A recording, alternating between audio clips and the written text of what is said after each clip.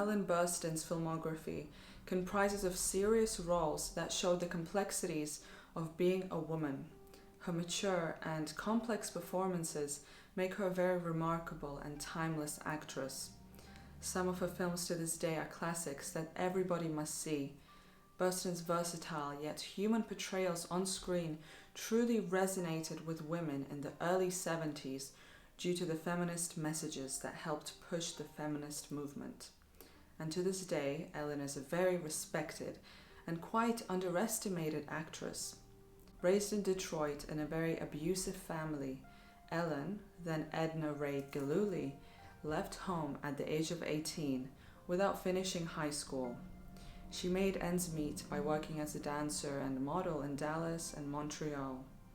Her dream since childhood was to be an actress, and by the age of 22 she relocated to New York City and secured small TV roles. Wanting to act since childhood and dreaming of winning an Oscar one day, Ellen started working her way up on Broadway and studying at the Actors Studio.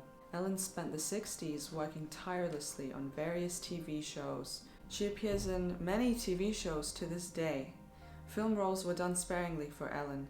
It was only in the 70s where she really had a chance to bloom into a well-known actress. Simultaneously, Ellen's personal life was not perfect either. Her marriages would always fail, even ending up with abusive and stalker husbands. Since childhood, she suffered from many forms of abuse and took it all the way into her adult life. Later in life, she said, "You will thank your mother and father, or whoever it was that brought you up for your difficult childhood, because it all becomes fodder for your creative experience and expression." By early 70s, now on the cusp of turning 40, Ellen welcomed a flow of film roles like in Tropic Cancer, The Last Picture Show, and The King of Marvin Gardens. These films launched Burstyn's film career. Ellen was a real woman, not the glamorized, perfectly manicured girl with a perfect life. That doesn't exist, but she was somebody who was 3 times divorced and a single mother. The film community liked this aspect of Ellen because she was at the right place at the right time. The hippie movement, as well as the female liberation movement, was in full force by the early 70s, and Ellen's honest and flawed image was very fitting. In 1973, Ellen appeared in one of her most famous roles in the movie The Exorcist. The film's significance on popular culture was tremendous. It became the biggest horror movie since Psycho, and it won 2 Oscars and was the highest rated grossing R-rated horror film until It in 2017.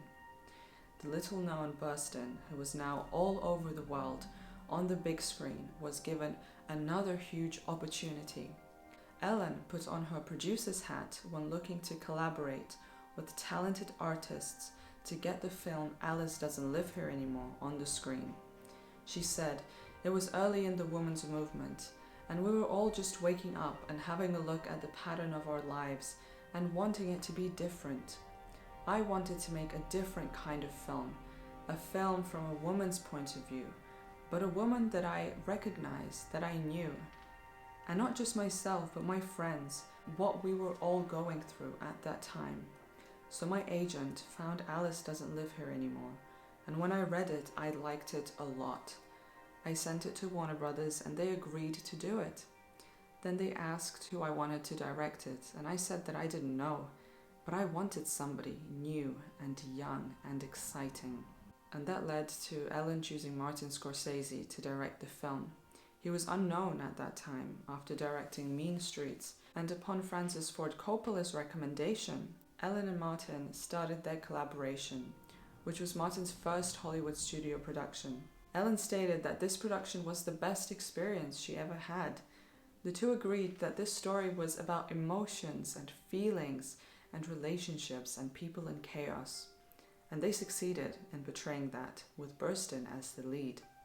For her portrayal of a single, jobless, widowed mother of a little boy who are on the road to find a better life, she won the Best Actress Oscar in 1975. Ellen's childhood dream came true when she heard her name uttered on TV, but unable to attend, she celebrated on her own. This film was very special to Ellen, as it very much resembled her own life. Ellen went on to appear in more movies as the decade went on, as well as TV, but it was not until the year 2000 that really challenged Burstyn. Darren Aronofsky's most intense film came out called Requiem for a Dream that starred Jared Leto, Jennifer Connelly, and of course Ellen Burstyn. The whole cast went through grueling physical changes in preparation for their roles, and Ellen even stated, "I don't think I've ever been this challenged in a role. It was harder than The Exorcist." The complete chaos, disturbing imagery and storyline of this film, with Burstyn's performance that many still cannot get out of their head, got Burstyn nominated for Best Actress in 2001, but she lost to Julia Roberts in Erin Brockovich. Ellen Burstyn still appears on TV and film to this day. She is known as somebody who plays physically and emotionally demanding roles that show her range of acting talent.